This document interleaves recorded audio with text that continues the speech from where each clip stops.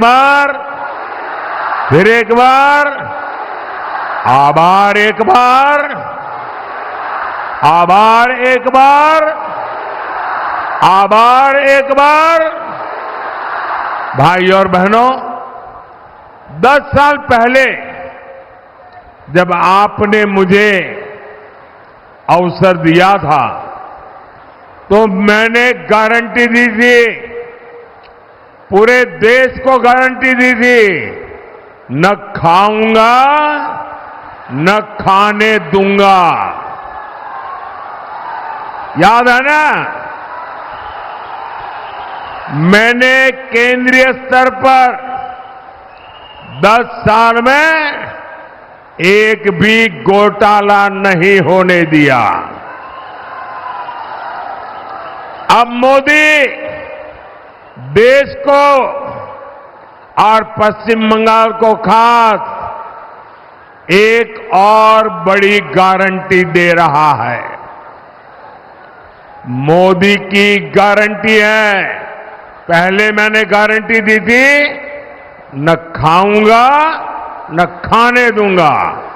अब मेरी गारंटी है, जिसने खाया है उससे बाहर निकालूंगा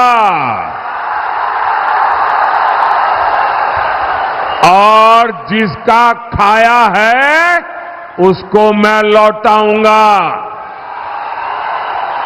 ये मोदी की गारंटी है।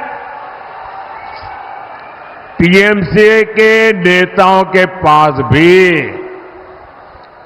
ये जो नोटों के पहाड़ निकले हैं, एक एक रुपये का हिसाब होगा। जिसका लूटा है उसको वापस कैसे मिले, इसके लिए मैं कानूनी रास्ते बना रहा हूं। अब तक लगभग 17,000 करोड़ रुपया, आंकड़ा याद रखेंगे, जो लोगों से लूटा गया था, ऐसे 17,000 करोड़ रुपया उन लोगों को मैं वापस दे चुका हूं, लौटा चुका हूं। बंगाल में भी आपका लूटा हुआ धन आपको वापस मिले, मैं उसके लिए पूरी कोशिश कर रहा हूं। इंडी वाले गरीब और मध्यम वर्ग की कमाई का एक्सरे करने की बात करते हैं। अब मोदी इन भ्रष्टाचारियों की, काले धन की, गंदी कमाई की, अब मैं उसका एक्सरे निकालूंगा।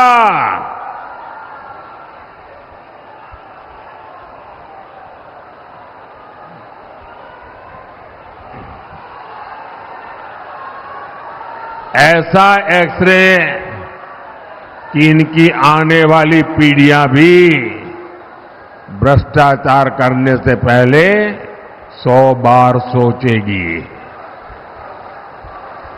भाई और बहनों, टीएमसी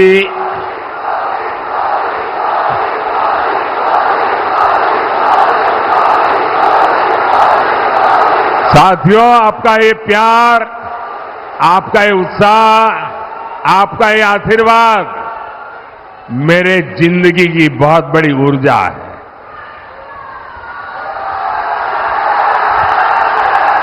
मैं देख रहा हूं यहां आपके पास खड़े रहने की जगह नहीं है। बारिश के कारण तकलीफ हुई कल, और आज इतना बड़ा कार्यक्रम कर रहे हैं आप। लोग छत पे खड़े हैं, और अभी मैं हेलीपैड से आया, 3.5 किलोमीटर दोनों तरफ ऐसी ही भीड़ थी, बड़ी मुश्किल से। यानी ये प्यार, ये उत्साह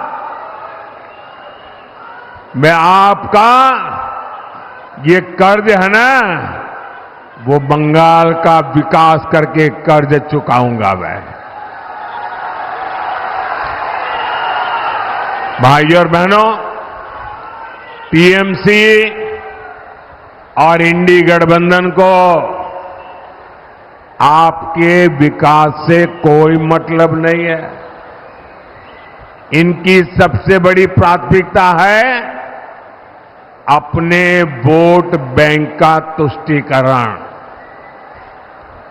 देश में संविधान संविधान संविधान, तानाशाही तानाशाही तानाशाही, ये रात दिन चिल्लाने वालों की जमात, ये जो जमात है ना, वो पश्चिम बंगाल में क्या हो रहा है जरा यहां आकर देखो, आपकी बोलती बंद हो जाएगी।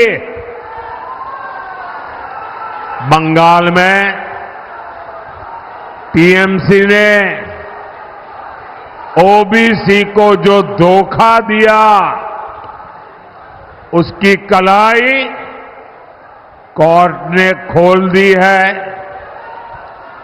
कलकत्ता हाई कोर्ट ने कहा है कि 77 मुसलमान जातियों को ओबीसी घोषित करना ये गैर कानूनी है, असंवैधानिक है, संविधान के खिलाफ है। यानी टीएमसी ने लाखों ओबीसी नौजवानों का जो हक मिला था उनको संविधान ने दिया था, बाबा साहब आंबेडकर ने दिया था, देश की पार्लियामेंट ने दिया था, वो ओबीसी का जो हक था रातों रात ये वोट जिहाद वालों को मदद करने के लिए इन्होंने लूट लिया है। और आप देख रहे हैं कि कोर्ट के इस फैसले का उसके बाद ये टीएमसी की सीएम क्या क्या बोल रही है, उनका क्या रवैया है। मैं तो हैरान हूं। यहां के जजों की नीयत पर सवाल उठाए जा रहे हैं, हमारी न्याय व्यवस्था पर सवाल उठाए जा रहे हैं, हमारी न्यायपालिका पर सवाल उठाए जा रहे हैं।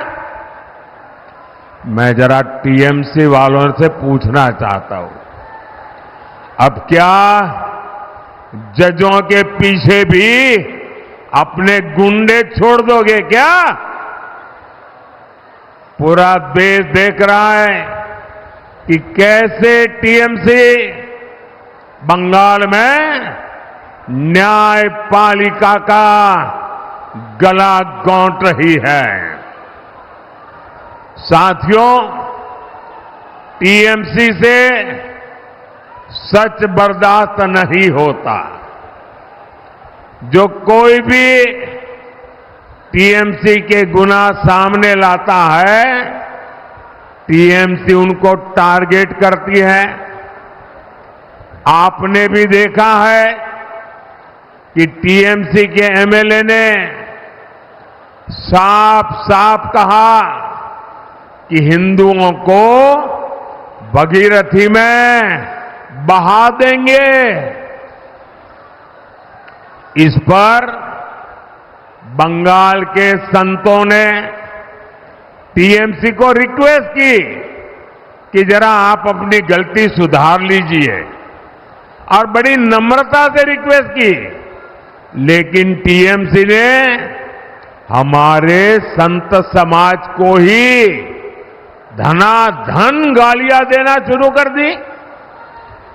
अब रामकृष्ण मिशन, इस्कॉन, भारत सेवाश्रम संघ, ये ऐसी महान संस्थाएं हैं, दुनिया में उनकी प्रतिष्ठा है, उनके संतों को अपमानित करना,